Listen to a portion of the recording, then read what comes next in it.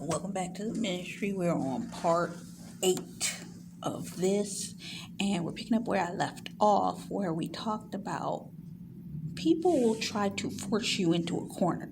The enemy does not want to see you make progress. So what he will do is position people that have a level of dominance about their personality to either try to scare you, to stop you, to hinder you. And we already spoke about this. But then he will also have someone to try to intimidate you. And if he cannot intimidate you, he will have you become accused. Because he cannot continue to have your momentum gain momentum. We've seen this happen to a lot of people. People that are beginning to get momentum in certain industries. They start to speak against certain situations, practices, and scenarios. And guess what? Slowly things start to happen to scare them. Tactics to prevent them from moving forward, tactics to bring about confusion in their life, tactics to bring about conflict in their life, tactics to delay and derail them. Yes, persecution is going to come because the enemy don't like you. But you cannot allow it to become a vacuum to your life and suck the life out of you. You have to learn how to recognize these types of things. And if you're spiritually wise, you'll see it before it happens. And they will attempt to suck you dry of everything in your life. And they want to wear you down, because if they can wear you down and wear you out, you won't be able to move forward. In order for you to settle in places that you should not be settling, attempting to position themselves against you in a way that will create wedges in your life, putting you in a state where your safety is in jeopardy and or blackmailing you. And we have all seen, I can name to you right now, there are certain tactics that I have noticed happen repetitively in the industries that I'm called to in order to get people to shut up. Very strategic attacks. This one, followed by this one, followed by this one, followed by this one, and then their life ends. Exact same situation over and over and over again to set the individual up. It's about five specific attacks that they use. From accusations to positioning certain things to I'm going to set this particular thing up to throw you off. And then I'm going to make it a public issue. Then I'm going to do this and make it another issue. And then I'm going to publicly persecute you. And then if they can throw you in jail. But doesn't it say in the word that the enemy is going to come and he's going to persecute you, and then he's going to throw you in jail for about 10 days, and then you're going to be released. You're going to have accusations come up against you, yeah. You're going to have persecutions come up against you, yeah. Because the enemy knows that you know his plans, his schemes, his tactics. And he's got to keep you on edge, keep you spinning, keep you moving, keep you in the midst of circles over and over and over. In the midst of cycles. I got to block them off here. Nope, that didn't work. Got to block them off here. That didn't work. Nope, that didn't work. I'm reminded of the old music video from Michael Jackson, where it was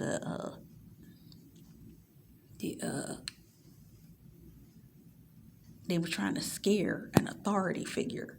And every time the demon came up to scare the authority figure, it would turn around and look at the boss and say, nope, that didn't work. And they would come back again and try to be like, nope, that didn't work. And the third one would be like, ooh, do his thing. And nope, that didn't work. If you know the video, you know what I'm talking about. And that's the way the enemy is. He trying to scare you. Bring up another thing to scare you, and another thing to scare you, and another thing to scare you. Did that work? Nope, that didn't work. Because your discernment is there. As long as you keep yourself keen to what the tactics of the enemy are. It's not going to work.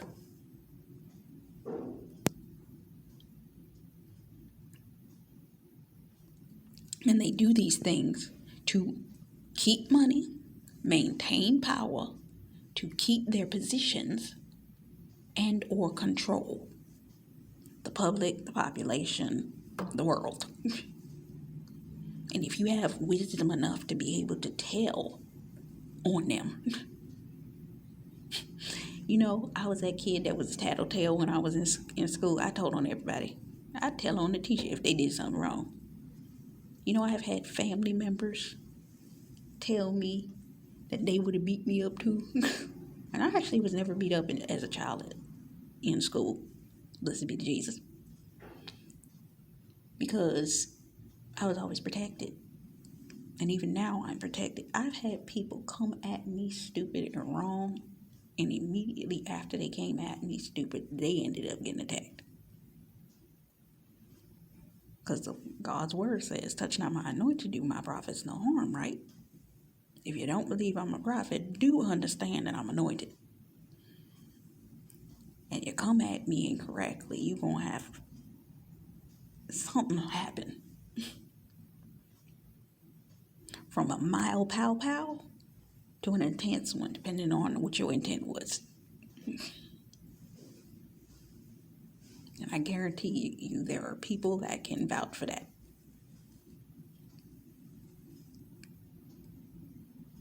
Because I sit in the presence of the Lord too often. I seek God. And when he gives me wisdom, even in the word, I'm there.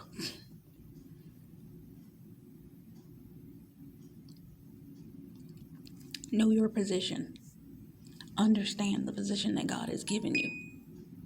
And operate as accordingly. The enemy is always going to desire to defile you and put his hands to what belongs to God.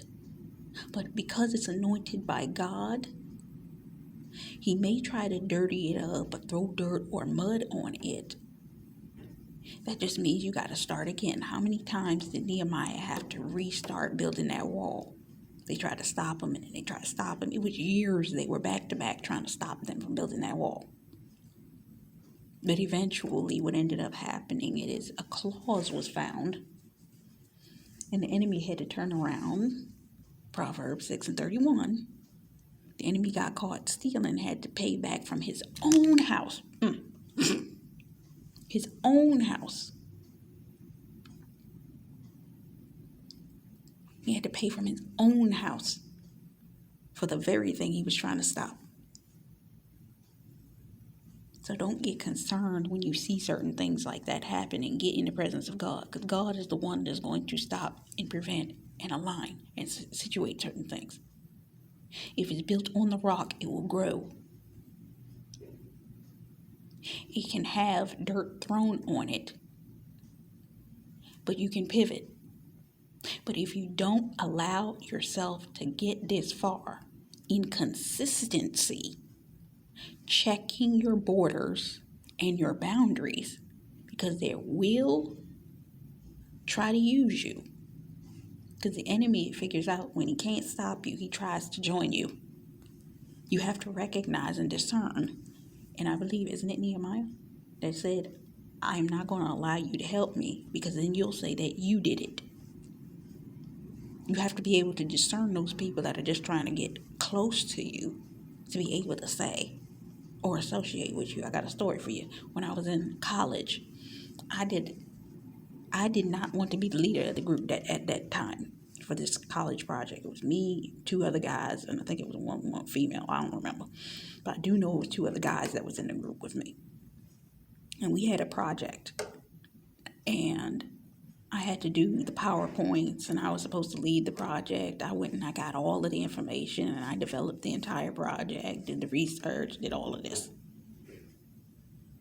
But there was this one guy in our group and he had the charismaticness I told you about, like that other individual. And the day that the presentation was to be done, he took the entire presentation that I originally had done, redid it.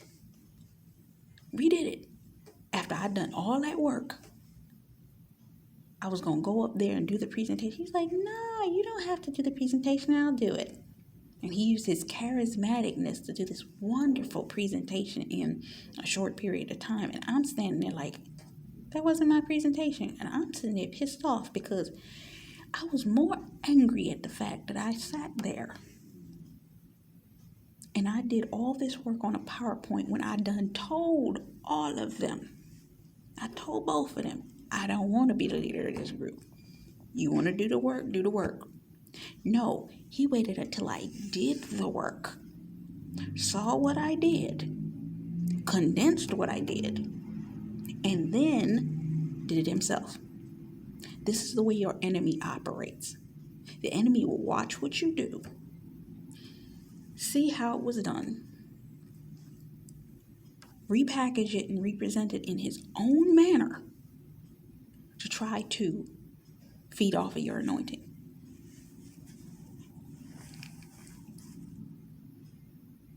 Because the enemy does not know how to do anything new. I'll even admit in certain seasons when I was in a season when I didn't know how to do something, I would look at templates of things. And that's not that you're stealing something, because you are looking at the way it was done, the template of what was done, and you are making it your own. Stealing is taking what was there and redoing it for credit.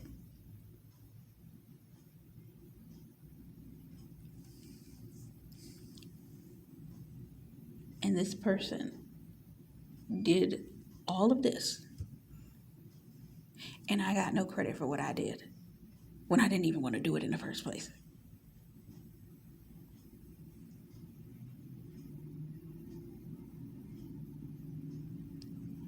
You have to know if you're not growing, you're remaining stagnant. If you're not building, you're not gaining momentum.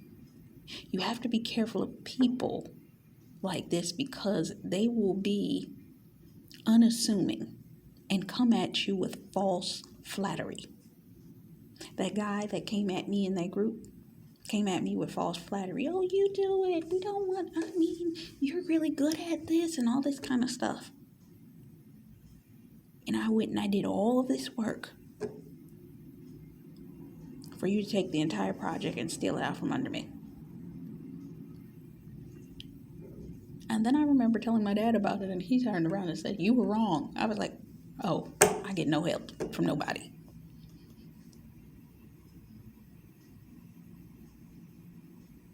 I'm always the wrong one, I see.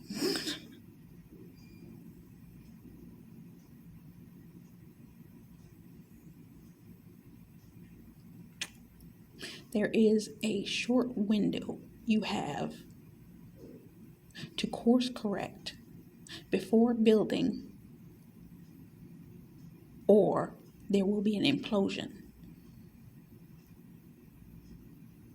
Because the enemy comes to bring a wedge in between. If you don't see the wedge when it comes in, if you don't see the issue before it happens, because when that issue happened with that gentleman, if I'd been walking with God back then the way I walk with God now, oh, that wouldn't have happened the way it happened. Because I would have been all praying into that. I had no prayer life back then. Not the way that I have it now.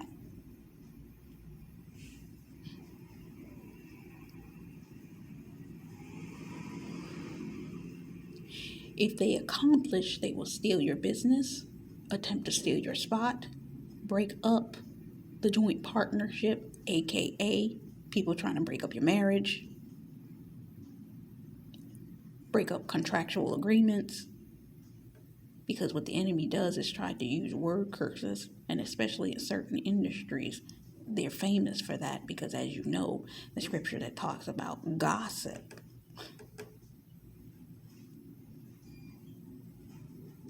is as unto murder because you are destroying an individual's character.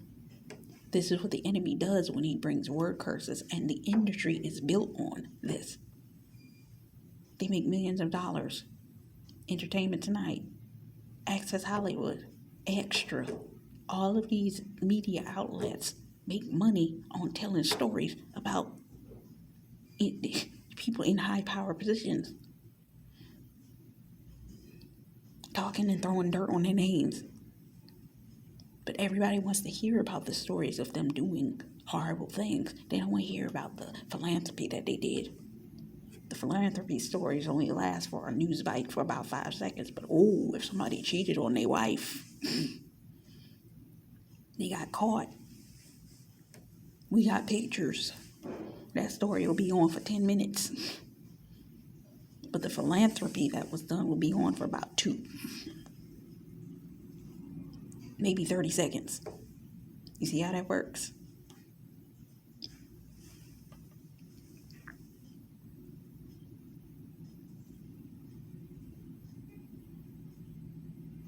They want to have legal right to cause a divorce between you and your partner. They want to bring in a level of division, assets divided. And think about that. When you divorce, look at the division that would have to occur. Your assets got to be divided. If there was no prenup, there's money that's being lost in the 2 partnerships. Some stuff getting caught up in court proceedings. Or worse, what happens if somebody dies? Then you got to look at the financial aspect and effect if the individual is sick and or dying. I saw 2 different cases.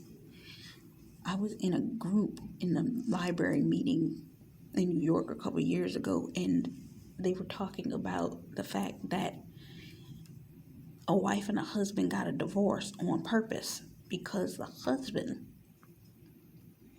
was in the hospital and they couldn't afford to lose the house. So what they did was they got a divorce and put all the assets in the wife's name so that if he died, he would have no assets.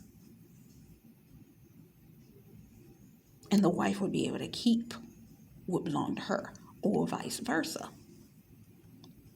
There was a situation where the house,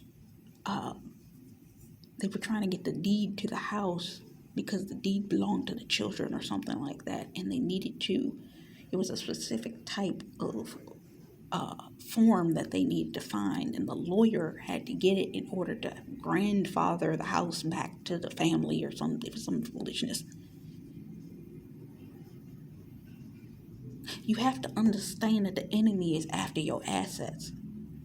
Look at people in these industries. I need you to really look at these people in these industries. They be making all this money. How many times have you heard these people sit up there and say that they done major celebrities? I don't have no money. I don't have no money. I don't have no money. But they wearing the car. They got the cars and the clothes and this. The cribs was a lie. The clothes was rented. I literally heard Tamron Hall say it. Just like she was saying it real quick, but she said it. She was like, "This outfit rented." I was like, "Oh, really?"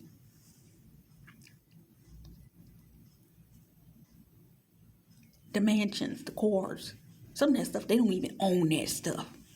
They just out there looking like they do. And some of them celebrities that literally tell you they had everything, lost it all. What are we out here doing?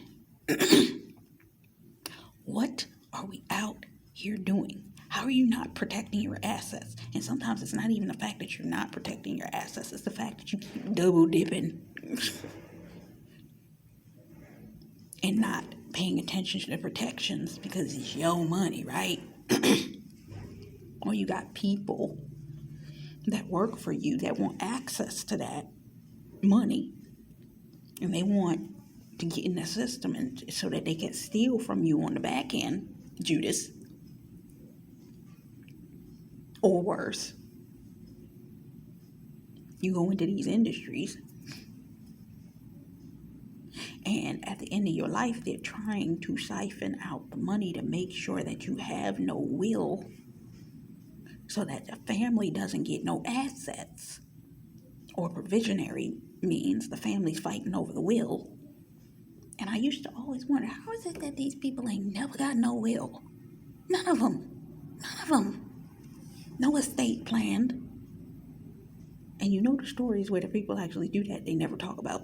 They talk about, oh, she ain't never have a will, or he ain't never have a will, and the family is feuding, and then in probate, all the money's lost. These people spend their entire life to build a legacy, and it gets caught up in probate, and the family gets not one single dime. What are we out here doing? Why?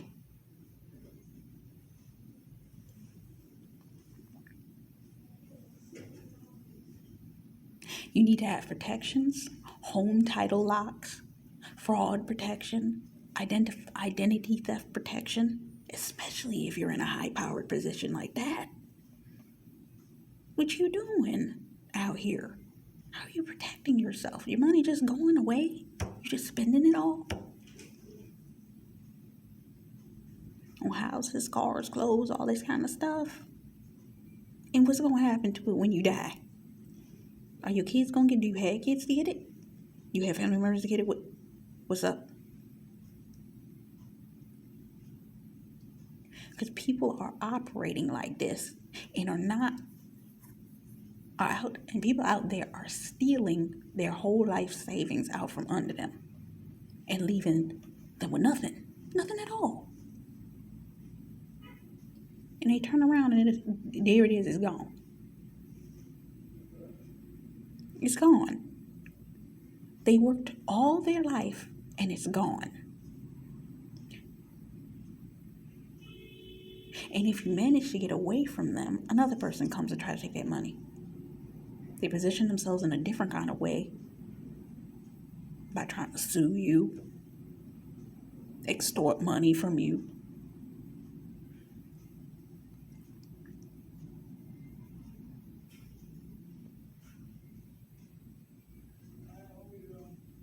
It talks about the adulterous woman leading the husband and then being punished. This can go both ways. The wife can do the same. The wife can lead her husband in the same manner. This is what happens when a man leads or marries a counterfeit. But we already talked about that. You think it won't come after you or your spouse? Do you really think that they won't come after you or your spouse? When you are affected by it, you have to break the cycle. You have to protect yourself. You have to have levels of protections. You have to have things that are protecting you so that you can start. Because if you don't start, you won't be able to fix it. You have to know what habits you need to do and take in order to protect yourself, and never be willing to go into your enemy's camp, because the enemy's going to offer a solution for you. And if you take his solution, those people are going to specifically set it up to siphon and take away from you, so that by the time that you get your hands to it and think you done saved something, you ain't got nothing. Because the enemy has left you with allowances, and then when he left you with the allowance that he left you with, he done stole everything in the background. So what are you doing? Because the enemy has no values, no morals, and every single time a person ends up in poverty as a consumer, what did I tell you early on? Do not consume your harvest. Consumption produces poverty. Never get so cocky in your position to think that because everything is running good in one season, that you can't go back and step on the heads of the people that were there. Meaning, you're going to step on somebody's head thinking that because you're good in this season, but then end up the next season end up falling backwards. The very people that you pass going up, you will pass again going back down.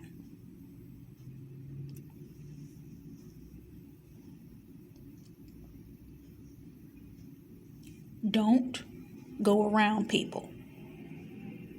The same people you see, that's what I just said. Because you will begin to spiral. Don't let the vices of the environment that you're in pull you in.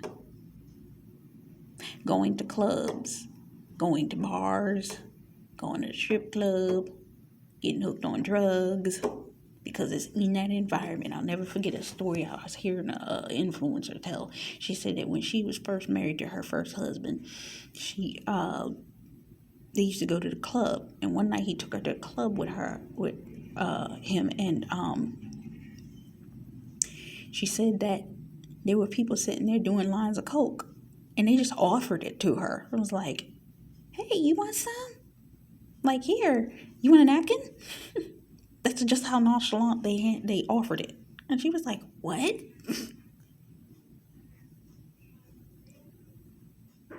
If you're used to being in that environment, eventually you end up picking up habits.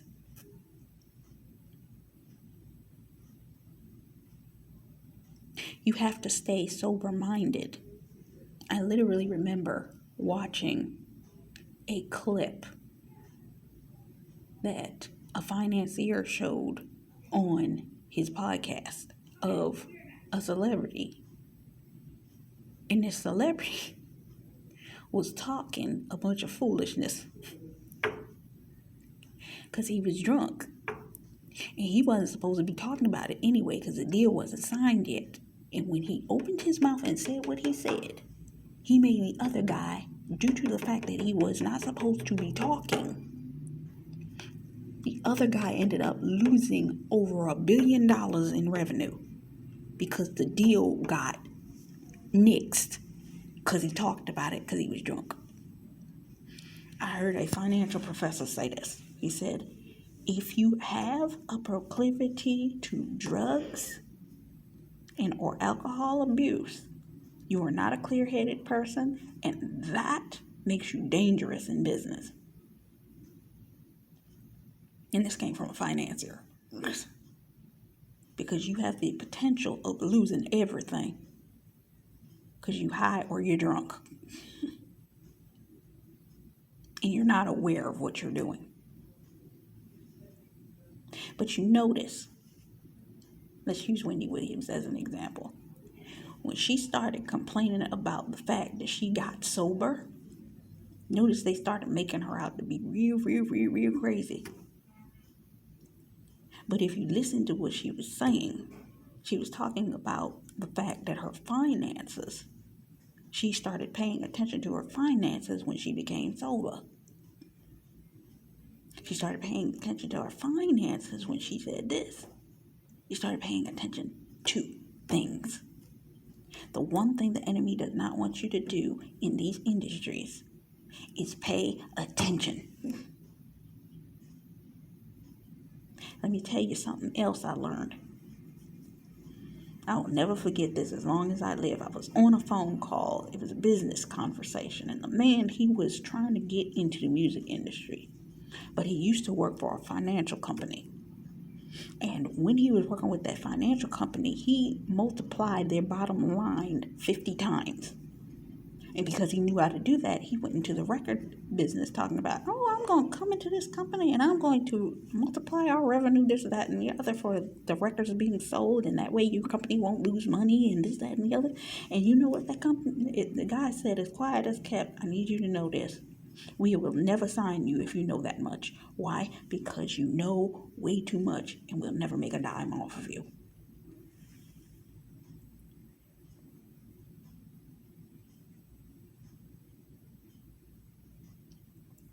Yeah. So you have to understand. Don't go into these environments unless given direction from God, because God will send you. And then when He does send you, you only need to be going by the leading of the way in which God told you to go, and only according to the way He told you to go. You may end up needing divine intervention to get out of these situations if you go in the wrong direction. Because understand, there are people there that were willing to take you out. I mean, kill you dead. Just to get at your money.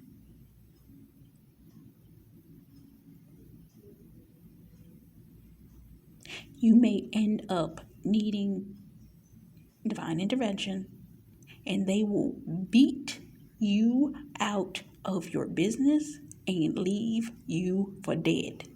Meaning, they will extort you, they will blackmail you, they'll do everything that they can, including try to throw you in jail, just because they know that you're making an impact with what that thing is. But if God did it, He will protect you. And as long as you keep your hands in the right place, He will cover you.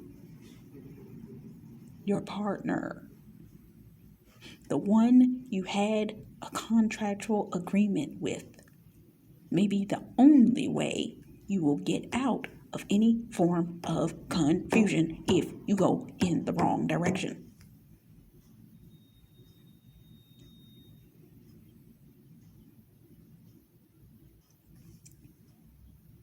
If that person helps, you very may well still end up destroying that relationship if you ended up circumventing and or creating a coup between you and that individual, meaning you went around to that person, you double-crossed that person, or you did something against it. Cheat, lie, steal. What does the devil come to do? Cheat, lie, steal. Steal, kill, destroy. Kill your relationship, steal from you financially, to destroy your credibility and your character.